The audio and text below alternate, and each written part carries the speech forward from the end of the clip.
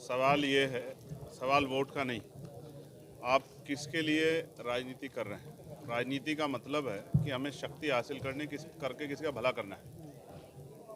तो ये तय करना है कि जिनके साथ हम आज नहीं खड़े, जब हम कमज़ोर हैं, तो कल ताकत में क्या उनका भला कर सकते हैं क्या।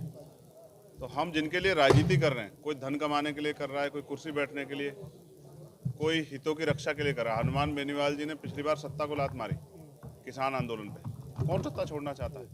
तो हम राजनीति कमज़ोर वर्गों के अधिकारों के लिए कर रहे हैं। हम नहीं लड़ेंगे तो कौन लड़ेगा। अगर हम वोट की परवाह करेंगे तो फिर लड़ेगा कौन। तो हम अपनी लड़ाई लड़ रहे हैं और ये हमारा दायित्व है। हमारे लोग उम्मीद और अपेक्षा करते हैं कि हमारे नेता हमारे साथ खड़े होंगे। आज हमारे बच्चे यूनिवर्सिटी में मर रहे हैं तो हमारी जिम्मेदारी नहीं बनती है क्या कि हम उनके लिए कहें कि आप आगे लड़ो पढ़ाई छोड़ के। तो ये गलत है, इसलिए हम इस लड़ाई को लड़ेंगे। और आज का जो कार्यक्रम है, यूनिवर्सल जाट समाज की जो महासभा है उन्होंने, और जो बड़े जो समाज के बुद्धिजीवी लोग हैं, इन्होंने ये कार्यक्रम करा के साबित किया है कि जो समझदार समाज है वो गलत का विरोध करता है, चाहे उसकी कोई कीमत क्यों ना चुके। तो मैं इनको बधाई देता हूँ, भाई मनोज जी को, भाई सतपाल जी को, हमारी बहन नीतू जी को, तमाम बहनों को भी, मोनिका बहन को मैं बधाई देता हूँ कि उन्होंने अच्छा कार्यक्रम कराया और हम लोग मिलकर इस लड़ाई को लड़ेंगे। कोर्ट में मामला चला गया है, लेकिन लोग कह रहे हैं कि ठंडे बस्ते में डाल दिया है, आपके पक्ष में आई नहीं रही चीजें करके। फिर मैं आपसे कह रहा हूँ, स्टे हुआ है, अब न्यायपालिका का सम्मान सबको करना पड़ेगा, लेकिन उम्मीद है कि न्यायपालिका कमजोर वर्गों के हितों का भी सम्मान रखेगी। आज आपने बढ़ जाएगा सर इस कानून से, ऐसा चाह रहे हैं कि इस एक्ट से जो हिंदू एकजुट हो रहे हैं। मंडल कमीशन से भी कहा जा रहा था बढ़ जाएगा, लेकिन मंडल कमीशन किसी के खिलाफ नहीं था, पिछड़े वर्ग के सशक्तिकरण के लिए था। उसकी सिफारिशें भी लागू, अभी तो लड़ाई शुरू हुई। अभी तो ओबीसी का जो है जातिगत जनगणना होगी, अभी जो है देश में जातिगत जनगणना होगी, उसके बाद जो है सामाजिक न्याय की रिपोर्टें लागू होंगी।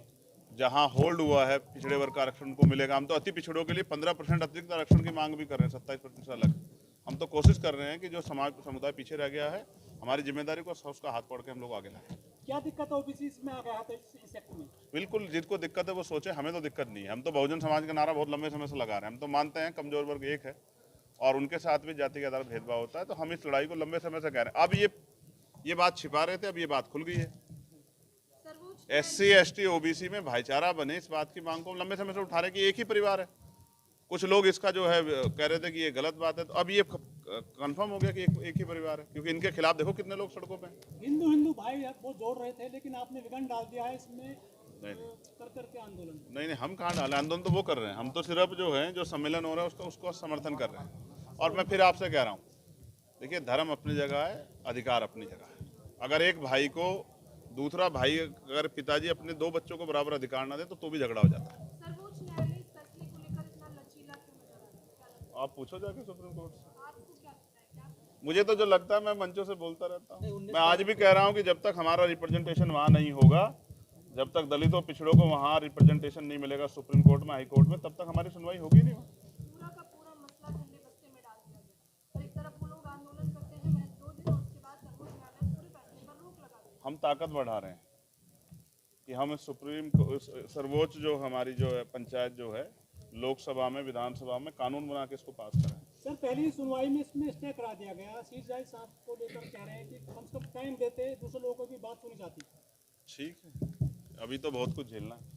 आज जाट समाज को आप लेकर आए, आपने बीच में कहा भी जाट समाज, गुर्जर समाज, ऐसे सभी ओबीसी जुड़े वर्ग हैं, उनको भी इस आंदोलन में साथ लाने की कोशिश की जाएगी। आज शुरुआत हुई है जाट। आपको क्या लग रहा है कि वो इस आंदोलन की गरिमा को नहीं समझते हैं? आप देखो कितने सीनियर लोग बैठे हैं। अगर इतने सीनियर लोग यहाँ हैं तो नौजवान से प्रेरित होकर वो इस बात को समझेंगे कि भाईचारा बना के हम इस लड़ाई को लड़ सकते हैं।